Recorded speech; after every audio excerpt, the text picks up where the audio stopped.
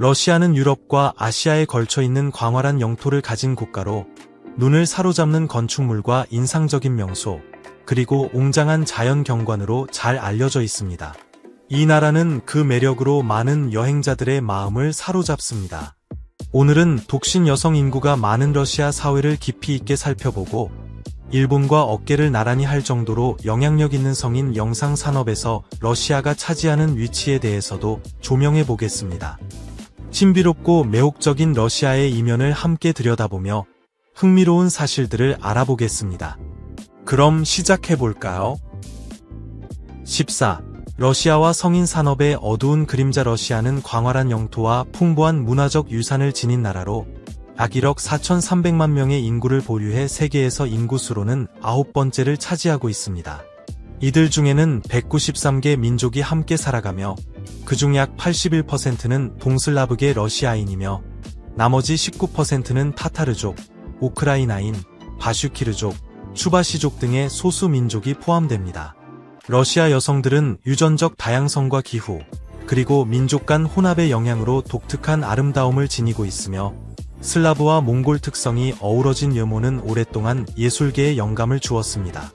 이들은 지적인 면모와 신체적 매력을 동시에 갖춘 존재로 국제적으로도 많은 관심을 받고 있습니다.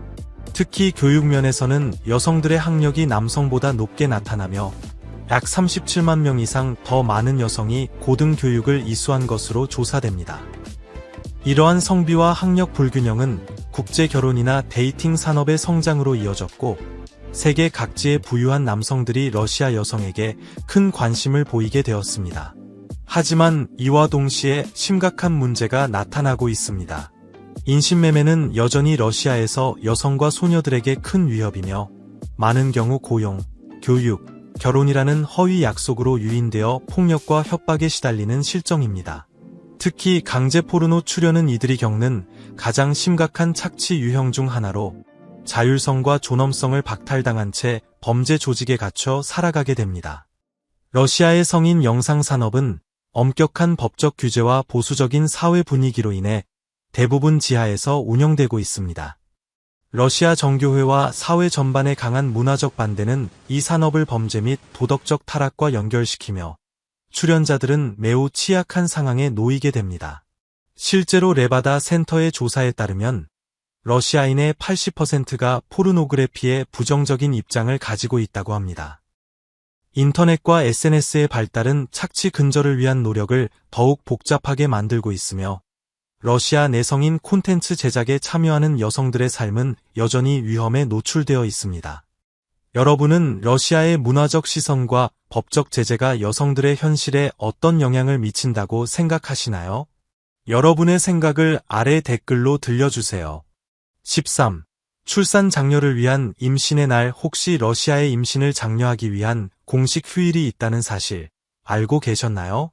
2005년부터 올리아노프스크 지역에서는 매년 9월 12일을 임신의 날, Day of Conception로 지정해 운영하고 있습니다.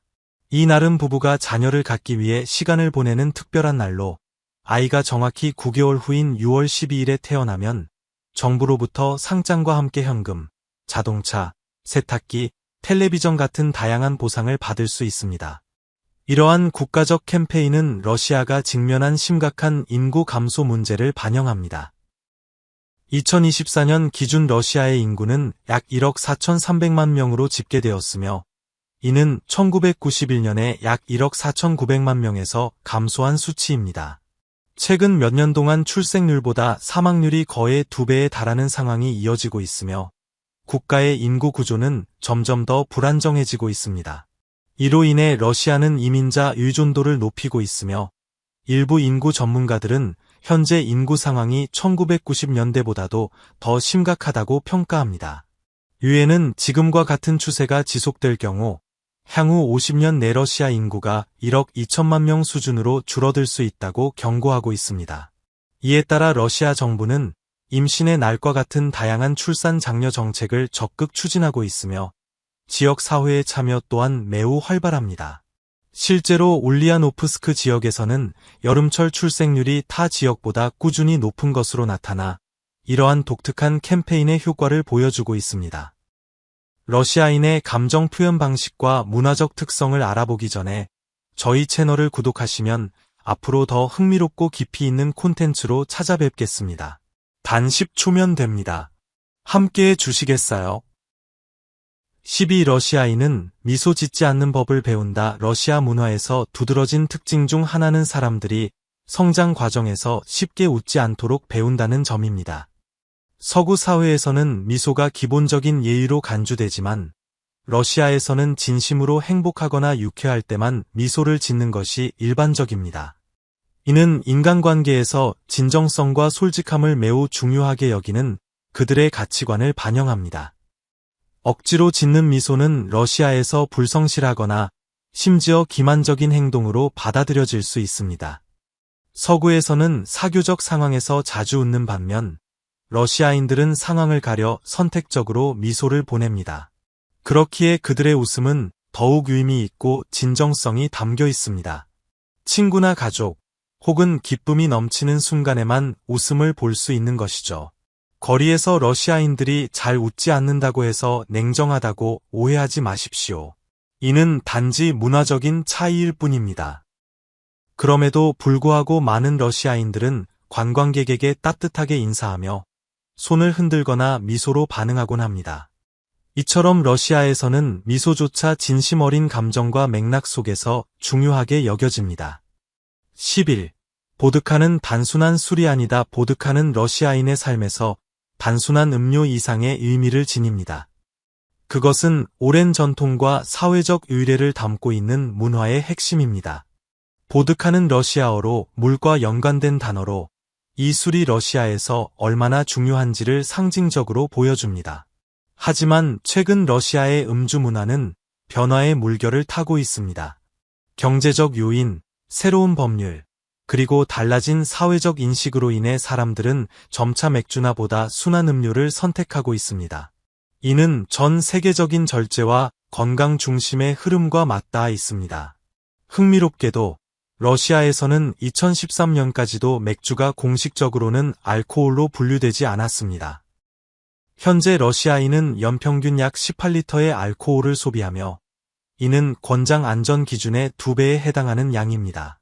과도한 음주는 해마다 약 50만 명의 생명에 영향을 미치고 있으며 인구의 약 4분의 1이 55세 이전에 사망하는 충격적인 수치의 배경이 되고 있습니다. 전통과 현대적 가치 사이에서 균형을 잡아가고 있는 러시아 사회는 여전히 알코올을 문화 정체성의 중요한 일부로 간주합니다. 그럼에도 불구하고 러시아의 활기찬 스포츠 문화가 여전히 강세를 보이고 있다는 점은 인상적입니다. 이는 이 나라가 가진 풍부하고 독창적인 문화유산을 반영하는 생생한 활동 중 하나입니다. 10. 스포츠 러시아는 세계에서 가장 이색적이고 짜릿한 스포츠 문화를 자랑합니다. 모스크바에서는 헬리콥터 골프라는 독특한 경기를 볼 수 있는데 그 장면은 그야말로 경이롭습니다. 상상해 보십시오.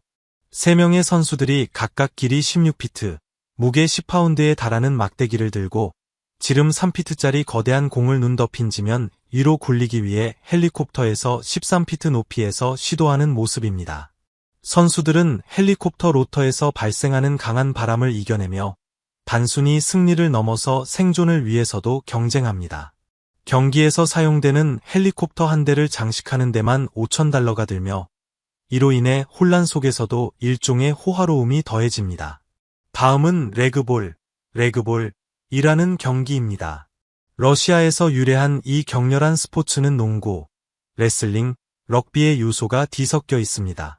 팀은 7명으로 구성되며 공을 골대에 넣는 것이 목표지만 드리블은 금지되어 있고 레슬링 기술과 강력한 태클만이 허용됩니다. 레그볼은 강한 체력과 공격성이 요구되며 전 UFC 챔피언 하빕 누르마고메도프 같은 유명 선수들도 이 종목에 주목했습니다. 또 다른 전통 스포츠인 고라드키는 말뚝 던지기와 보체의 조합처럼 보입니다. 참가자들은 굵은 막대를 던져 특정 구역 내에 놓인 원통형 말뚝들, 일명 도시를 쓰러뜨려야 합니다. 다양한 형태로 배치된 말뚝은 난이도를 높이는 요소입니다.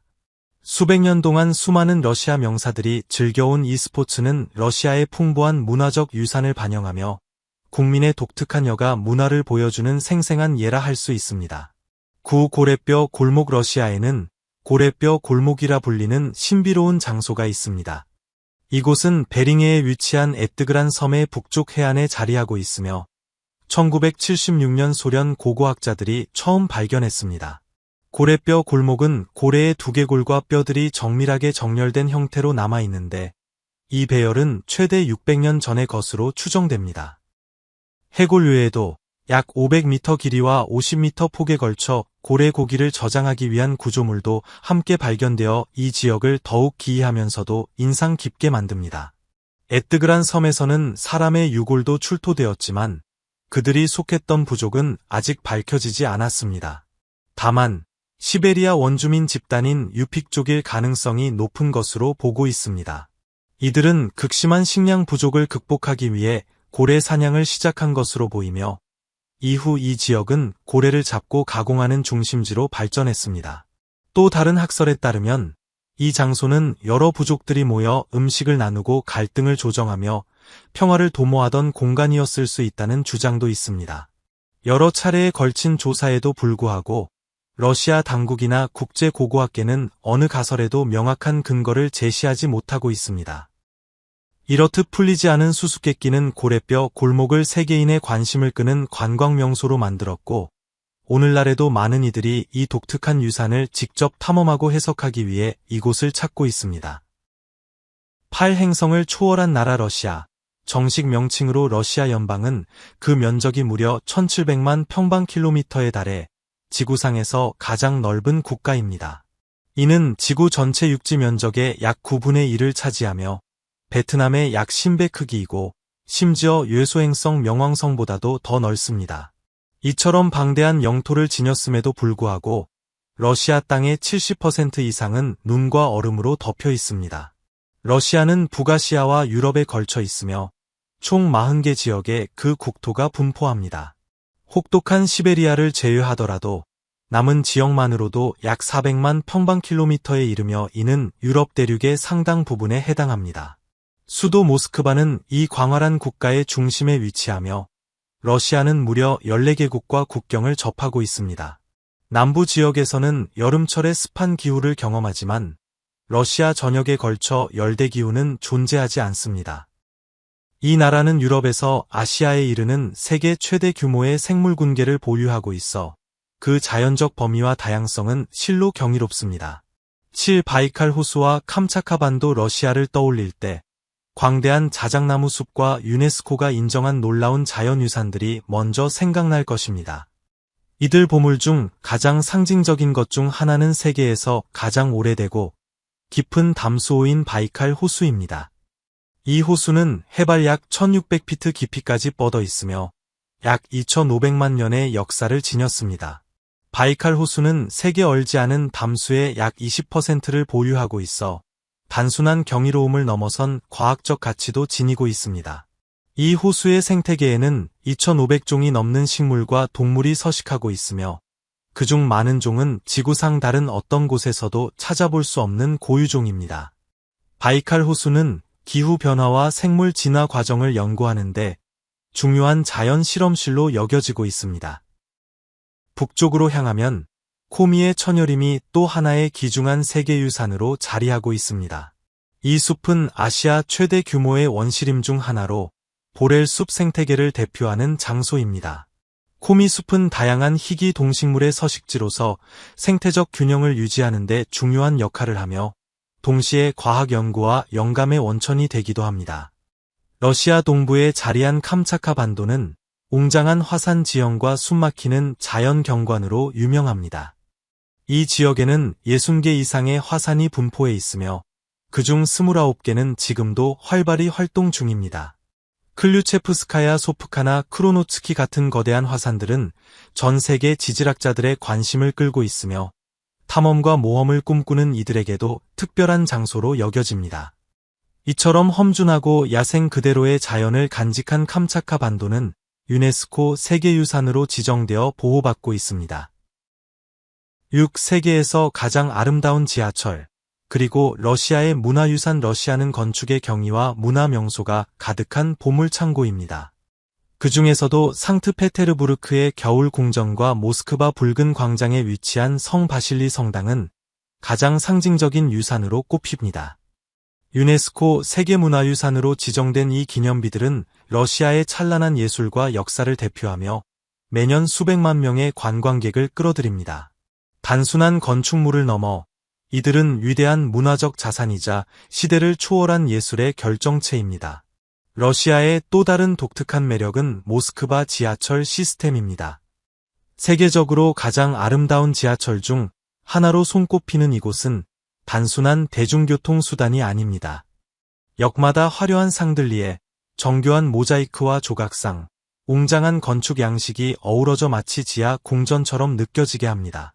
이 아름다움은 단순한 미학이 아니라 소련 시대 예술과 건축의 결정체로 평가받고 있습니다. 하지만 모스크바 지하철의 가치는 그 미학에만 그치지 않습니다. 러시아는 세계에서 지하철 이용자 수가 가장 많은 국가 중 하나입니다.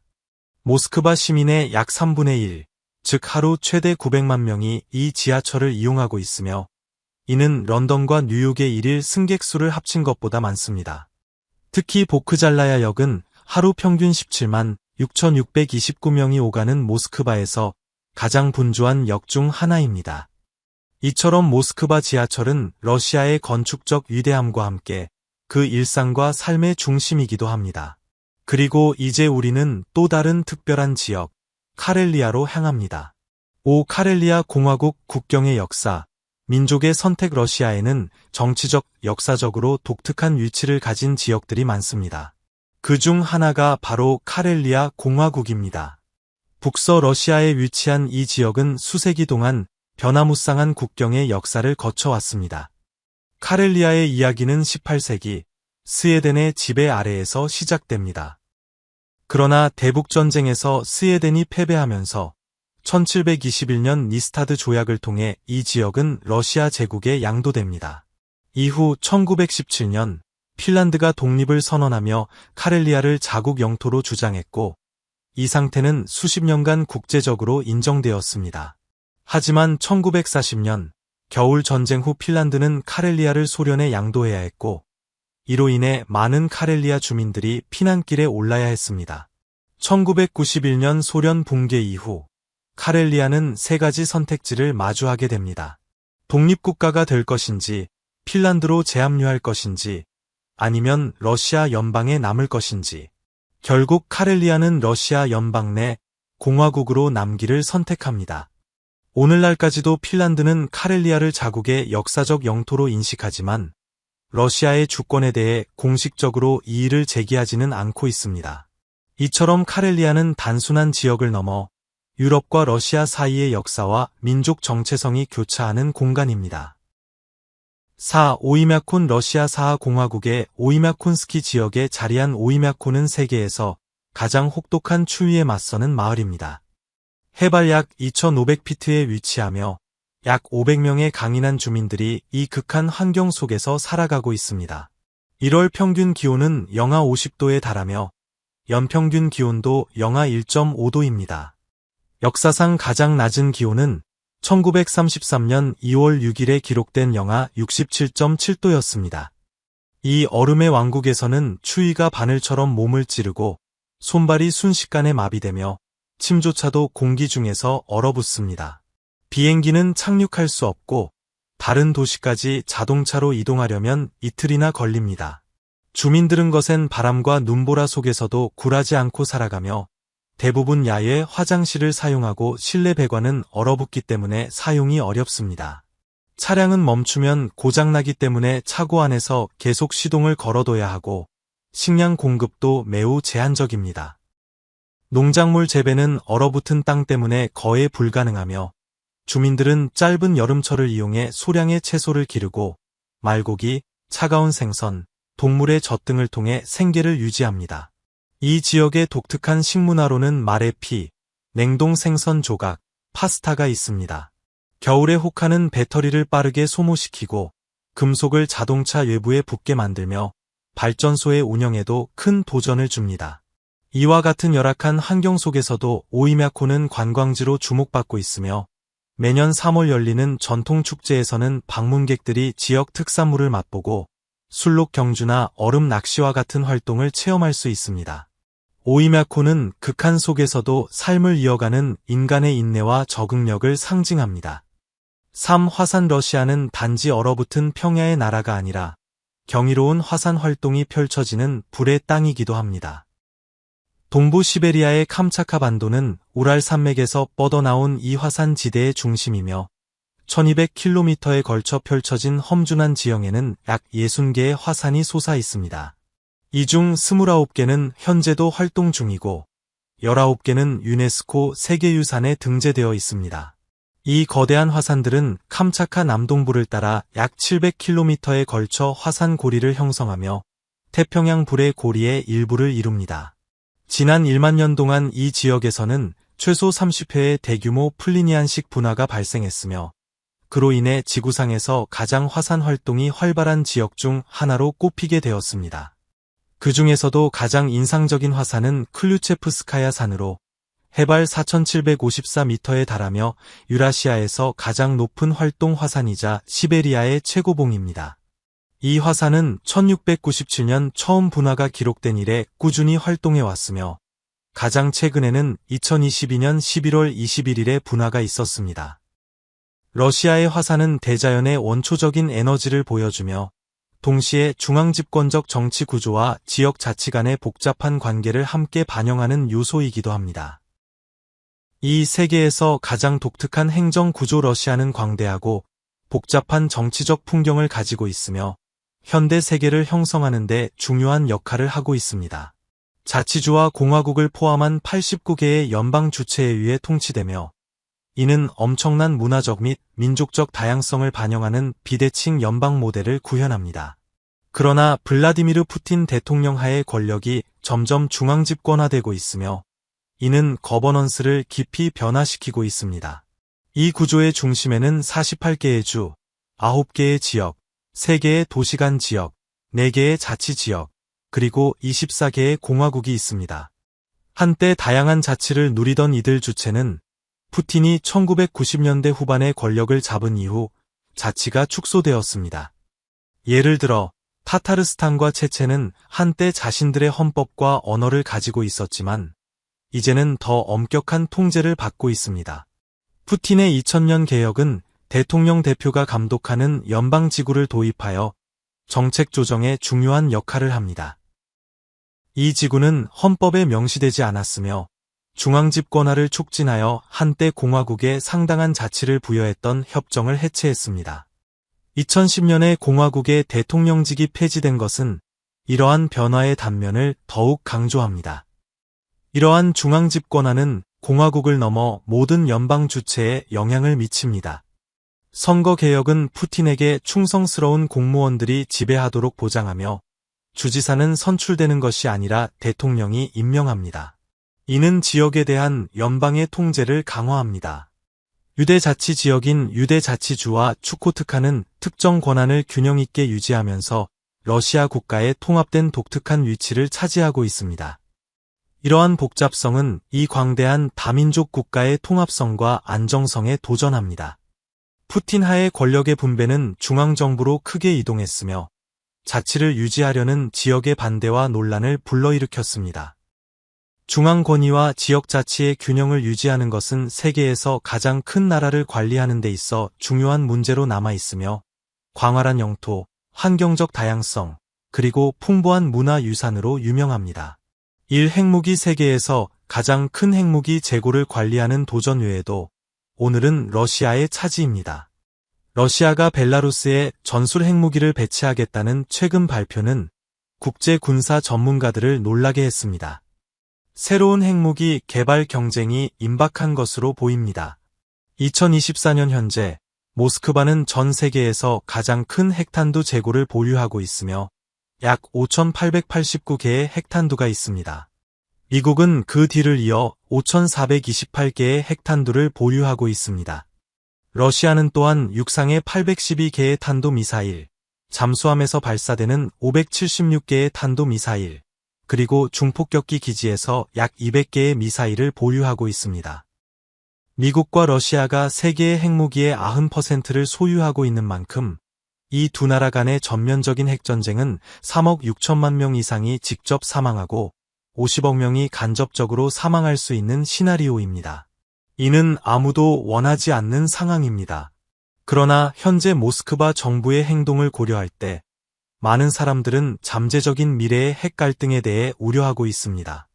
특히 2023년 10월 20일에 푸틴 대통령이 러시아가 핵무기 감축 조약에 참여하라고 지시한 사건이 중요했습니다. 그는 워싱턴 정부나 나토가 러시아의 핵시설을 검사하는 것을 허용하지 않겠다고 선언했으며 러시아가 어떤 생존 위협을 느낄 경우 핵무기를 사용할 수 있다고 주장했습니다. 이러한 행동의 결과는 인류 역사상 전례 없는 것이 될 것입니다. 오늘의 영상이 마음에 드셨다면 좋아요 버튼을 눌러주시고 채널을 구독하는 것도 잊지 마세요. 여러분의 지원은 저희에게 큰 의미가 있습니다. 지금 화면에 나타나는 영상을 클릭해보세요. 이 콘텐츠를 정말 좋아하실 거라고 확신합니다. 다음에 저희 채널에서 다루었으면 하는 나라에 대한 댓글도 남겨주세요. 시청해주셔서 정말 감사합니다. 다음 영상에서 뵙겠습니다.